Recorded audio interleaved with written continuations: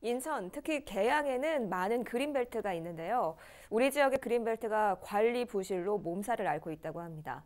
이 선진국의 경우에는 그린벨트가 주민들의 휴식 공간으로 각광받고 있다고 하는데요.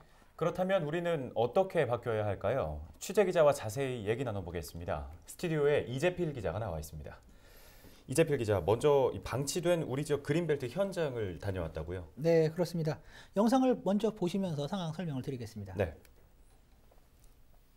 네, 보시는 저 장소가 이제 계양구 둑실동의 이제 그린벨트입니다. 네, 개 사육장인데요.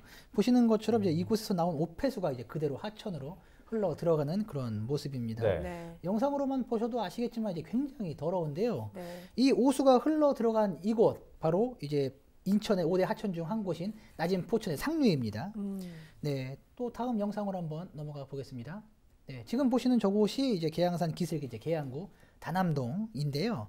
이것도 그린벨트 지역입니다. 예. 이제 그린벨트라고 하면 이제 녹지를 생각하시기 쉬운데 일반적으로 이제 그렇게 생각을 하시지 않습니까? 예. 근데 이제 무허가 이제 비닐하우스, 이제 버려진 쓰레기 등 보시는 것처럼 이제 녹지와는 거리가 굉장히 먼 상황입니다. 네. 이제 그린벨트면 함부로 땅을 파거나 이제 훼손할 수 없는데 보시는 것처럼 이제 개인 용도로 사용하는 이제 골프 연습장까지도 설치된 것을 보실 수가 있습니다. 네. 네, 말씀하신 것처럼 그린벨트 하면 녹지를 떠올리기가 쉬운데 이렇게 더럽게 방치된 걸 보니까 굉장히 당황스럽습니다. 이렇게 훼손된 그린벨트가 우리 지역에 많은 건가요? 네, 우선 인천 지역에서 그린벨트가 가장 많은 곳은 계양구입니다. 먼저 화면을 한번 보시고 말씀을 드릴게요. 지도를 한번 보시면요. 인천 전체 그린벨트 면적의 약 34%가 계양구에 있습니다. 그리고 계양구 전체 면적의 54.1%가 그린벨트인데요. 네. 계양구 땅 절반 이상이 이제 그린벨트라고 보시면 됩니다. 앞서 보셨지만 계양산 뒤편 등 이제 시민들이 자주 찾지 않는 곳을 중심으로 그린벨트 훼손이 집중적으로 일어나고 있다고 환경단체는 보고 있는데요. 네. 장정구 인천 녹색연합 정책위원장의 인터뷰를 직접 한번 보시겠습니다. 그동안 방치했던 거죠. 그 도시 주변임에도 불구하고 행정력이 전혀 미치지 않았다. 정기적인 관리 감독, 모니터링을 하고 그에 대한 시정 조치 등의 행정 조치가 필요했는데 그런 것들이 전혀 이루어지지 않았다. 그러다 보니 상대적으로 외곽이고 상대적으로 사람들의 출입이 적다 보니 이렇게 난개발 내지는 방치, 그다음에 불법 시설물들이 난립하는 상황에 이르렀다라고 생각이 듭니다.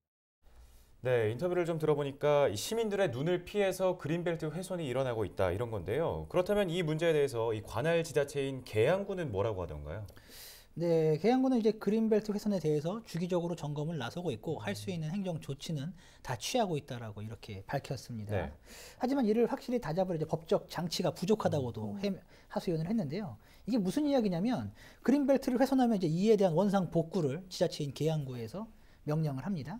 그런데 이를 따르지 않을 경우 형사 고발을 하게 되죠. 예. 그리고 이후에도 따르지 않으면 따를 때까지 이제 주기적으로 이행 강제금을 지자체에서 부과를 하는데 이것이 계양구에서 할 수 있는 최대한의 행정 조치의 전부라는 겁니다. 예. 강력히 처벌할 법적 근거가 없으니까 현정에서도 애로사항이 있다라는 이런 하소연을 하고 있는 상황인 겁니다. 네, 이제 환경이 훼손되는 것도 문제지만 더 큰 문제는 이렇게 그린벨트 훼손이 되면 계속해서 난개발로 이루어질 가능성이 있기 때문이겠죠. 네, 맞습니다.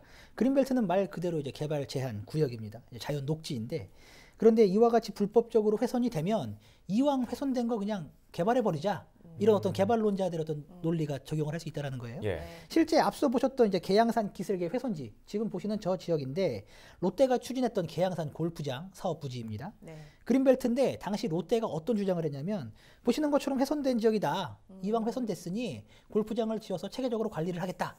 이런 논리 접근으로 해서 인천시에 개발 허가 요청을 했습니다. 네. 당신 인천시가 받았지만 이후에 입장을 바꿔서 이를 불허하고 지금은 계양산 조성 계획이 취소가 됐는데요.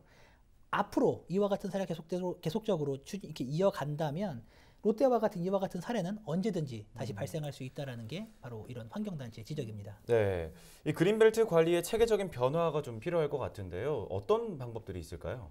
전문가들은 우선 그 선진국의 사례를 따라야 한다라고 본받아야 한다라고 밝히고 있는데요. 우리는 그린벨트를 이제 개발 제한 구역이라고 이제 부르잖아요. 네. 말 그대로 이제 개발을 할 수 없도록 묶어놓고 이렇게 묶어놓았을 뿐 이를 시민들과 함께 공유하지 않는다는 겁니다. 네. 그런데 영국의 경우에는 이제 자연 녹지에 시민들이 이제 집을 짓고 살 수 있도록 이제 시민들의 생활 여건을 조성한다고 합니다. 자연 녹지이다 보니까 시민들의 이제 만족도도 높고 시민들의 생활과 밀접하다 보니까 정부에서도 체계적으로 이제 그린벨트를 관리할 수밖에 없는 그런 시스템이 되는 거죠. 관련해 인하대학교 변병설 교수의 인터뷰를 직접 한번 들어보시겠습니다. 그래서 이 그린벨트에 주택이 있다는 것이 이제 불리한 요인이 아니고 오히려 상당히 긍정적으로 이제 생각을 합니다. 왜냐하면 더 환경이 더 좋아지기 때문에 이제 거주 환경이 좋아지고 그래서 삶의 질이 더 높아지는 그런 형태로 이제 가는 거죠. 이제 숲의 어떤 기능을 하면서 더욱더 이제 시민들에게 휴식의 또 힐링의 여가의 그런 공간으로 제공을 하기 때문에 훨씬 더 굉장히 그 아주 바람직한 또 시민이 원하는 그런 공간을 행정 당국이 만들어. 네, 인터뷰 보고 왔습니다. 그럼 우리도 선진국처럼 우리 상황에 맞게 이 그린벨트를 잘 관리할 수 있는 방안이 있다면 어떤 게 있을까요? 네, 우선 변병설 교수는 이제 그린벨트를 총량 관리해야 한다고 지적을 했습니다. 시민들에게 필요한 녹지의 규모를 총량으로 정하고 이를 확보해야 한다는 것이죠. 그리고 토지주들로 하여금 자발적으로 그린벨트 관리에 참여할 수 있도록 정책적으로 유도해야 한다고도 덧붙였습니다. 네. 이제 개발 제한에 묶여서 이제 재산권 행사를 제대로 하지 못하잖아요. 네. 때문에 관리도 제대로 안 되고 이제 관리 부실로 이어지고 있다라는 이런 부분인 건데, 그러니까 개발 제한 구역과 개발지 토지를 이제 맞바꾸는 이제 개발권 양도제를 등을 통해서 그린벨트를 보다 효과적으로 관리 운영해야 한다라는 이런 어떤 정책적인 뒷받침이 필요하다라는 이런 지적을 하고 있는 겁니다. 우리 지역의 그린벨트가 훼손 없이 보다 효과적으로 관리가 될 수 있도록 지자체와 정부의 세심한 관심이 필요하겠습니다. 지금까지 이재필 기자였습니다. 수고하셨습니다.